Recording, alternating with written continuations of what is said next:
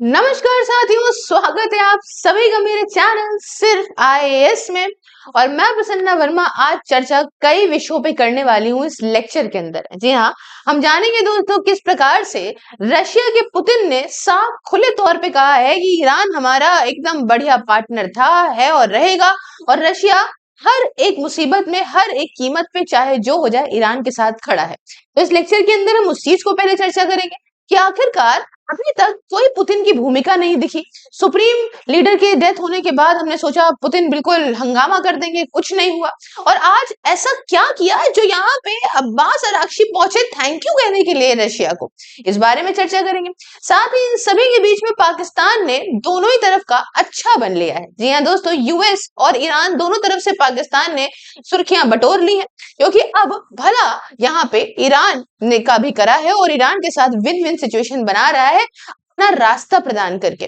उस बारे में चर्चा करेंगे। साथ ही जानेंगे दोस्तों उन 3 शर्तों के बारे में जो कि अराक्ची कह के गए हैं इस्लामाबाद के अंदर, और यहाँ पे उसके बाद कहा है कि फॉरवर्ड कर देना ट्रम्प को, जिसमें ट्रम्प का फिर से एक एटीट्यूड भरा बयान आया है कि ईरान तो कोलैप्स कर रहा है। आइए डिटेल से चर्चा करते हैं दोस्तों, लेकिन हमेशा की तरह शुरू से शुरू करते हैं। ठीक है, तो सबसे पहले दोस्तों आपको पता ही है कि जब पहली वाली यहाँ पे वार्तालाप हुई थी जिसमें अराक्ची जो है वो आए, मतलब जब जब इस्लामाबाद टॉक्स हुई थी, तो उसमें काफी बातें और चर्चा हुई थी।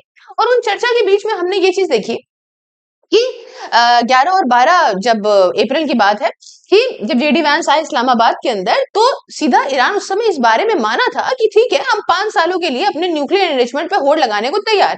लेकिन सभी मामला ऐसा रहा, इस्लामाबाद टॉक्स फेल हो गए। तो दोबारा वाले मामले में जेडी वैंस ने कहा भैया मैं तो जाऊंगा नहीं, क्योंकि ऐसा है कि आईआरजीसी का सगा बना आसिम मुनीर है, पता चला मेरी सुपारी दे के मुझे ही निपटा दे तो मैं करूंगा क्या वहां पे। खैर वो नहीं आते हैं। तभी यहाँ पे अब्बास जी पहुंचते हैं यहाँ पे इस्लामाबाद, और वहां जाके बात करते हैं और कहते हैं कि हमारी 3 शर्तें हैं मोटे मोटे तौर पर।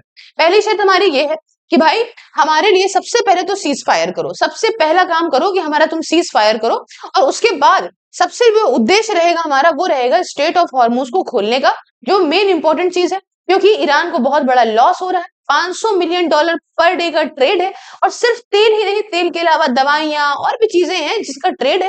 इस प्रकार से यूएस का लगाया हुआ ब्लॉकेड ईरान के साथ साथ यूएस सभी को ही, दुनिया भर के देशों को दिक्कत में फंसा रहा है। और उसके बाद हम न्यूक्लियर जो ये है एनरिचमेंट वाली बात, ये हम बाद में करेंगे।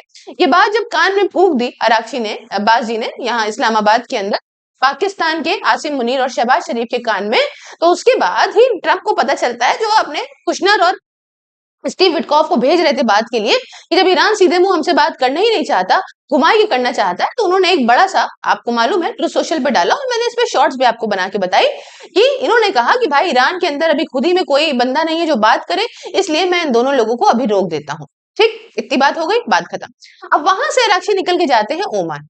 ओमान मस्कत मैंने आपको बताया था, वहां जाके बात करते हैं कि भाई देखो एक काम करते हैं, यहाँ पे थोड़ा सा आप जानते होंगे ना कि स्ट्रेट ऑफ हॉर्मुज है, एक तरफ ईरान है एक तरफ ओमान है। तो ईरान ने यहाँ बात करी कि देखो भाई एक काम करो, हम लोग एक काम करते हैं, ब्लॉकेड लगाते हैं, और हम दोनों भाई जो है वो मिलके पैसा कमाएंगे। पैसा कैसे कमाएंगे? जो भी शिप यहाँ से क्रॉस होगी, वो हर एक शिप के अंदर से हम $1 पर बैरल, यहाँ मतलब जितना भी होगा मामला, हम पर बैरल के हिसाब से ले लेंगे। 2 मिलियन बैरल के आसपास मान लो हुआ, $2 मिलियन सीधे हो गए, जो हमारा नुकसान हुआ जो तुमको एक्स्ट्रा पैसा मिलेगा वो मिलेगा।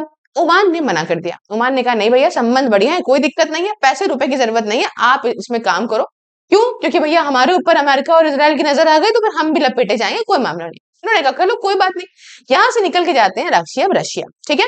अब लेकिन इस बीच पहले रशिया तक हम पहुंचेंगे, लेकिन उस बीच पहले यहाँ पे समझ लीजिए आप कि जो बातें, जो 3 पॉइंट्स रखे गए ईरान की तरफ से सामने, इसके जवाब में ट्रंप ने यहाँ पे, ट्रंप खुशी नहीं जता रहे थे। ट्रंप ने बहुत ही गुस्सा दिखाया, कहा कि ईरान तो जो है वो बिल्कुल पूरी तरीके से अब कोलैप्स कर रहा है, अब हमारे सामने आ रहा है कि स्ट्रेट ऑफ हॉर्मुज खोल दो खोल दो खोल दो, क्योंकि उनका बड़ा लॉस हो रहा है। तो अब हम का ईगो पूरी तरीके से दिखाने लगे कि लेटेस्ट पीस प्रपोजल जो ईरान ने 3 पॉइंट का दिया है उससे हम बिल्कुल खुश नहीं है, और अपनी लीडरशिप को पहले फिगर आउट उनको करना चाहिए। ये सारी बातें यहाँ पे कहने लगे। Just inform US it's state of collapse, और बड़ी बड़ी बातें करने लगे कि जिस प्रकार से स्टेट ऑफ हॉर्मुज को खोलने के लिए इतना उतावला हो रहा है ईरान, वो साफ सीधी बात है कि वो कोलैप्स की स्टेज में है और वो खत्म हो जाएगा, और ऐसी ऐसी बात है, और हम डिससेटिस्फाइड है ईरान के इस प्लान को लेके।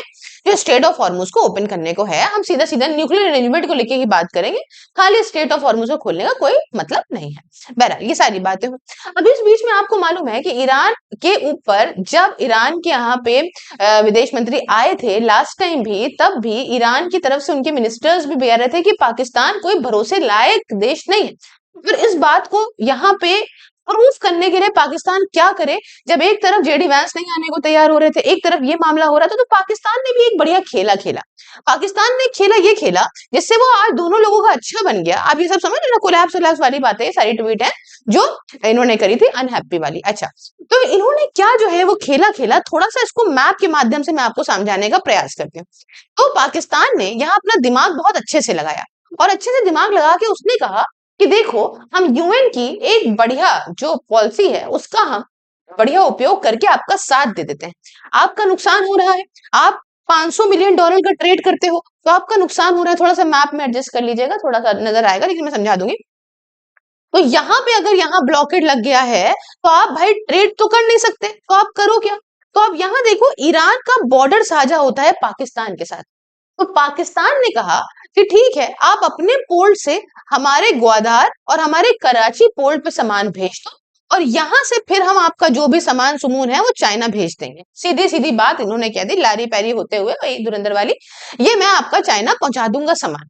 तो अब ईरान की एक तरफ के इश्यूज कम हो गए, यहाँ पे पाकिस्तान ने इनको साथ लिया ईरान को कि हाँ भैया ठीक है, कोई दिक्कत नहीं है। अच्छा, कुछ वक्त पहले बताऊं आपको, जब पाकिस्तान का अफगानिस्तान के साथ झगड़ा हुआ था, तो आपको मालूम है अफगानिस्तान एक लैंडलॉक कंट्री है, तो इसका जब दाना पानी इन्होंने बंद किया तो इसने इनका यहाँ पे, ये देख लो, यहाँ आने का रास्ता बंद कर दिया।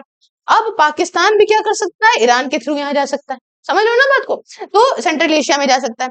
तो इस वजह से यहाँ पे पाकिस्तान के लिए एक विन विन सिचुएशन हो गई और यहाँ पे इन्होंने भी इनको साथ लिया। अच्छा, अब आप कहेंगे यूएन का क्या मामला है? देखो, यूएन के हिसाब से मामला ऐसा है कि अगर कोई कंट्री लैंड लॉक्ड है और चाहे जितने भी सैंक्शन लगे हुए हैं किसी कंट्री के ऊपर प्रोवाइड कराने में चीज, लेकिन अगर वो कंट्री लैंड लॉक्ड है तो आप वहां तक, अगर कोई देश उस तक सहायता पहुंचाता है या ट्रेड करता है, तो उसके ऊपर सैंक्शन नहीं लगेंगे।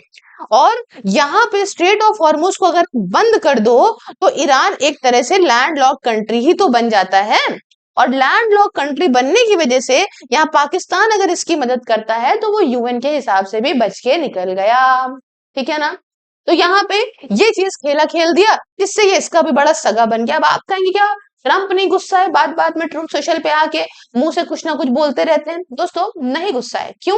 क्योंकि क्या पता यूएस ने ही इनडायरेक्टली इन चीजों को कहलवाया हो कि भैया मामला किसी तरीके से तुम ही सेट कर लो, क्योंकि भाई हम भी तुम पे भरोसा कर रहे हैं, उसको भी तुम पे भरोसा कराओ, और किसी तरह से देश दुनिया के अंदर जो हमें गालियां बकरी जा रही हैं उसे यहाँ पे तुम सेट कर लो, है कि नहीं? तो यहाँ पे पाकिस्तान ने बढ़िया पैसा कमाया होगा इससे। इससे भारत को क्या नुकसान हो सकता है? बिल्कुल हो सकता है दोस्तों। पहली चीज तो एक दो दिन की बात नहीं है, टाइम लगेगा, पर अगर ऐसा ही चलता रहा तो ये पाकिस्तान ऑक्युपाइड कश्मीर के से होके ही चीन तो समान जा रहा है ना, तो बहुत ज्यादा यहाँ गतिविधियां बढ़ती चली जाएंगी। इसके लिए भारत बस नक्शे में ही है चीजें, बहुत ज्यादा अगर इसमें कूदना पड़ेगा, चीजें करनी पड़ेंगी, तो भारत के लिए भी एक उसकी इंटरनल सिक्योरिटी को भी खतरा है। तो ये एक इशू जो है बहुत बड़ा यहाँ भारत के सामने आएगा, एक आध दो दिन में नहीं आएगा, बट चूंकि अगर ये रहा तो ये बिल्कुल भरोसा करने वाला देश नहीं है पाकिस्तान, इस पे आएगा। हालांकि अब वही है कि जब चल रही है मामला, हो सकता है यूएस के साथ मिला भी हो सकता है, यूएस कहे कि कितना बड़ा वाला भी है, ठीक है ना? तो ये दूसरी बात आपकी क्लियर हो गई होगी कि अब ईरान को कैसे साथ लिया पाकिस्तान ने और कैसे पाकिस्तान का फायदा हो गया। अब इसमें पाकिस्तान का आपको बताऊं, मिलियंस ऑफ डॉलर का जो है वो फायदा होगा, वो ऐसा नहीं है कुछ कम फायदा नहीं होगा। ठीक है, इतनी बात समझ में आ गई। तो दो बातें हमारी क्लियर हो गई। एक तो क्या कि ईरान ने जो चीजें रखी पाकिस्तान के अंदर, ओमान में क्या हुआ, ट्रंप ने का क्या जवाब आया, और पाकिस्तान कैसे सधा। अब यहां से पहुंचते हैं अब्बास जी, कहाँ पहुंचते हैं? अब पहुंचते हैं वो सीधा सीधा रशिया। आप समझ लीजिए इन सब चीजों में डिमांड में फंसा हुआ है मामला, इन यूरेनियम मैनेजमेंट को खत्म करने को लेके, मिसाइल प्रोग्राम को, है ना, इन सब चीजों में सब उलझा रहेगा, चीजें उलझती रहेंगी, ठीक है ना? अब ये जब रूस पहुंचते हैं तो रूस की थोड़ी सी कहानी मैं आपको बताना चाहती हूँ कि क्या है क्या नहीं। देखिए, आपको बताऊं, जो पुतिन है, पुतिन के ईरान से आज नहीं बहुत पुराने संबंध है, ये मिलते जुलते रहते थे। इनके हर ही लीडर से, सुप्रीम लीडर से भी हाल फिलहाल मिलके आए थे, तो इनका और इनका संबंध बहुत पुराना है। जब रूस उलझा था यूक्रेन के साथ में, तब इसकी इतनी इतनी महंगी मिसाइलें, और यूक्रेन के अंदर सपोर्ट किया तुर्की ने बायक्टर ड्रोन से, सस्ते सस्ते ड्रोन, जब यूक्रेन ने प्रोवाइड करे, मतलब यूक्रेन ने हमला किया तो इनकी बहुत नुकसान हुआ था। उस टाइम पे ईरान निकल के आया था सामने, और ईरान ने बहुत ही भयानक यहाँ पे इनका साथ दिया था, अपने शहीद ड्रोन यहाँ पहुंचाए थे, और इससे फिर जो है पिक्चर में आया था रूस यूक्रेन के साथ में।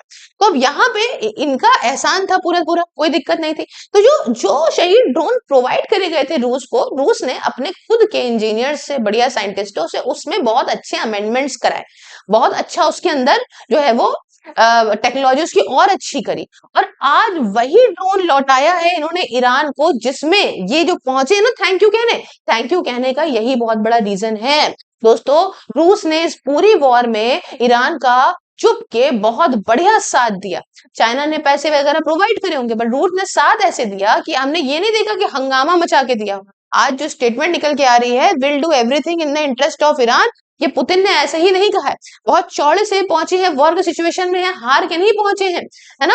तो बशर की तरह ऐसे हार के नहीं पहुंचे सीरिया वाले, ये बहुत जो है वो बहुत चौड़े से पहुंचे, और चौड़े से पहुंचने का मतलब क्या है कि पुतिन इनके साथ खड़े रहे हैं। आपने देखा होगा 28 फरवरी को जब सुप्रीम लीडर को मार दिया गया था ईरान में, है ना, खेमनेई को, उसके बाद ईरान डगमगाया हुआ था, लेकिन उसके बाद आज 2 महीने से वो वॉर में बिल्कुल मजबूती से खड़ा है। तो उसके पीछे इंटेलिजेंस है, कौन कौन से ठिकाने पे कौन कौन से हमले करने हैं यूएस के, इन सब की प्रॉपर चीजें डिटेल प्रोवाइड करना वाला है रशिया, तभी आज ये इतनी वॉर में यहाँ पहुंचे हैं।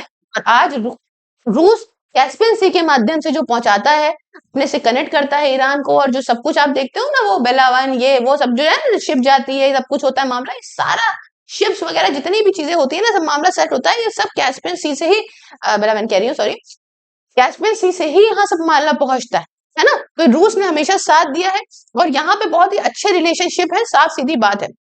Iran offers Hormuz deal without nuclear talks, इस तरीके से तो खैर पाकिस्तान की बात है। आई होप मैंने आपको बहुत ही क्लियरली सबको क्रिस्प और शॉर्ट तरीके से बता दिया होगा।